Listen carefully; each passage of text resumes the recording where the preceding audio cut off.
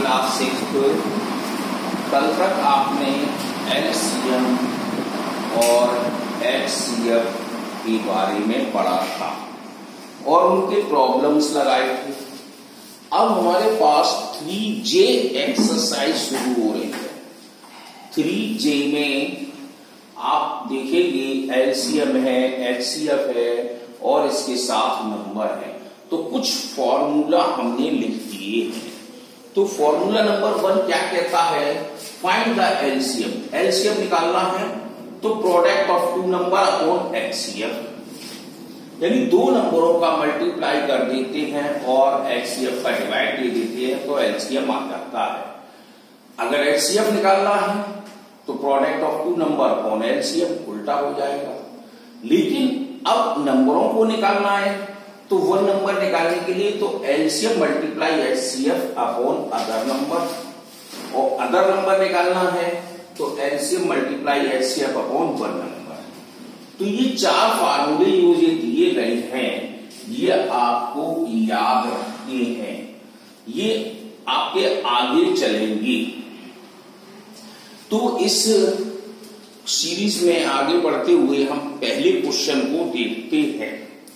तो देखो इसमें प्रोडक्ट, पहला क्वेश्चन में प्रोडक्ट ऑफ नंबर की टेबल बनाई है, प्रोडक्ट ऑफ एचसीएफ और एलसीएम बनाया है।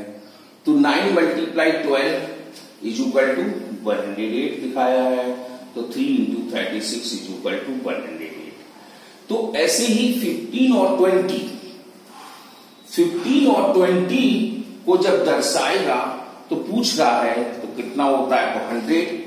तो हम इसका एचसीएफ निकालें 15 और 20 का तो 5 आ जाएगा, और एलसीएम निकालेंगे तो 20 आएगा।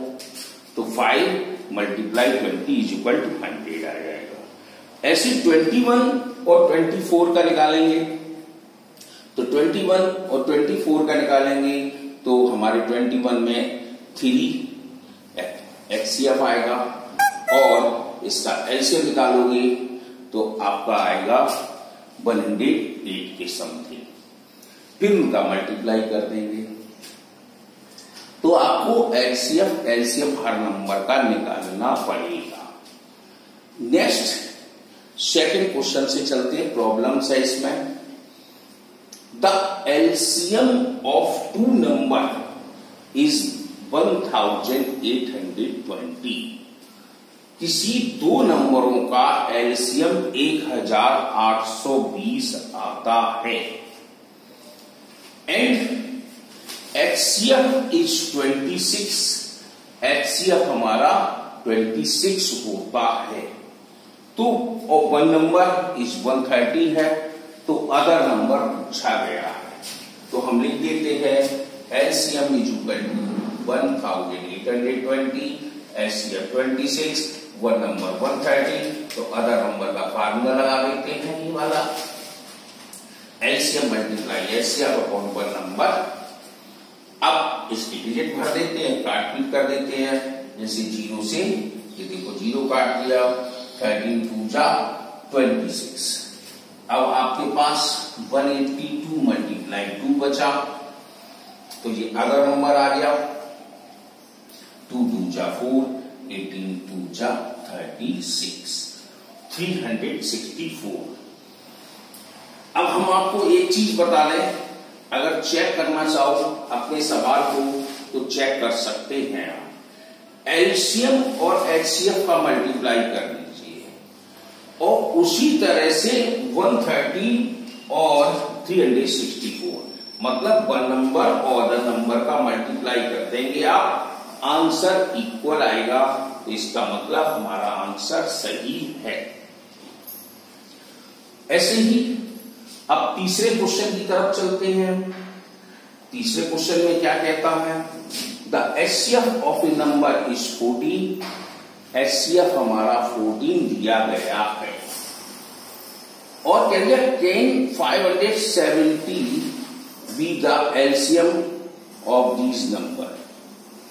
तो कैन यहां का मतलब है कैन 570 है वो आपका अदर नंबर की तरफ इशारा कर रहा है।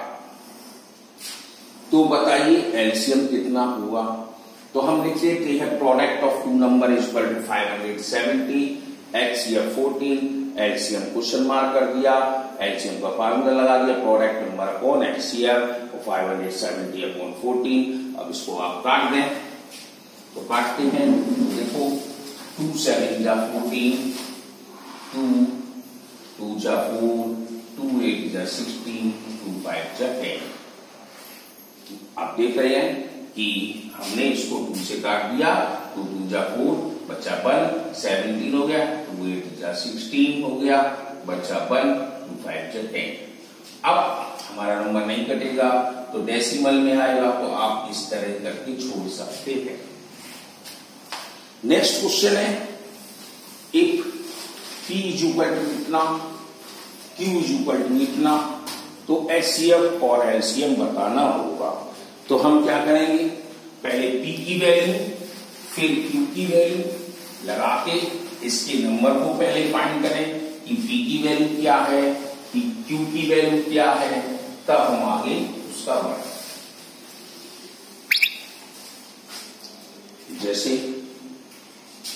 P फोर्थ क्वेश्चन है, इज इक्वल टू 2Q 3 10 और 5 अकेला। अब आगे बढ़ते हैं, Q 2 की पावर 8 और 3 into 7।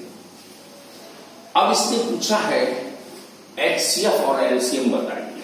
तो आप पढ़ चुके हैं एचसीएफ और एलसीएम निकालने के लिए, तो पहले तो हम एचसीएफ निकालेंगे। देखो अगर इसका तुम मल्टीप्लाई करोगे तो बहुत सारा होगा, टाइम बहुत बर्बाद होगा। ये तो आपको मालूम है, ये 2 3 बार है, 3 10 बार है, 2 8 बार है और 3 1 बार 7 1 बार। तो हम क्या करते हैं, तो सबसे पहले हम एचसीएफ निकालते हैं। तो 2 को देखते हैं, सबसे कम कितने बार आया, 2 3 बार आया, 2 3 कितने बार आया, 1 बार। क्यों, इन दोनों में मिलान होना चाहिए। तो ये हमारा एचसीएफ आ गया। 7 और 5 से कोई मतलब नहीं रहेगा क्योंकि दोनों ग्रुप में नहीं मिल रहा है। एलसीएम में जाएंगे, अब सबसे ज्यादा देखते हैं 2 कितने बार आया, तो 2 हमारा 8 बार आया और 3 10 बार आया, 5 भी देखा जाएगा और 7 भी देखा जाएगा। तो ये लोग हमारे एचसीएफ और एलसीएम आ गए। इसकी वैल्यू तो नहीं पूछा है उसने कहा एचसीएफ एलसीएम क्या होंगे वो हम आपको दे। अगर तुम करते हो तो वैल्यू निकालने में कितना टाइम होगा, 3 को 10 बार मल्टीप्लाई करना है, 3 into 3 into 3, 2 को 8 बार करना है, फिर 5 into 7, तो ये तो लाखों में संख्या पहुंचेगी। तो केवल इसने ये कहा था कि P की वैल्यू इतनी है, Q की वैल्यू इतनी है, तो what is the HCF and LCM of P and Q का निकालना। तो हमारे पास ये है।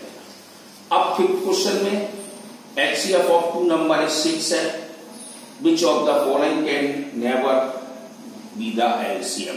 क्या हम एलसीएम निकाल सकते हैं, तो 6 है, तो हमारे पास नंबर तो है नहीं, तो हम 48 नंबर इस तरह से दिया जाता है, तो एलसीएम का फार्मूला लगा देंगे।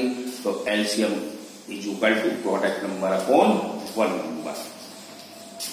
तो हमारे पास 48 अपॉन 6 हो जाएगा क्योंकि एचसीएफ है, तो 6 8 का 48 आ जाएगा, दूसरे में 10 आ जाएगा, तीसरे में 12 आ जाएगा, ठीक है ना। तो इस तरह से हम सवाल को 30 यानी 3J को खत्म कर रहे हैं।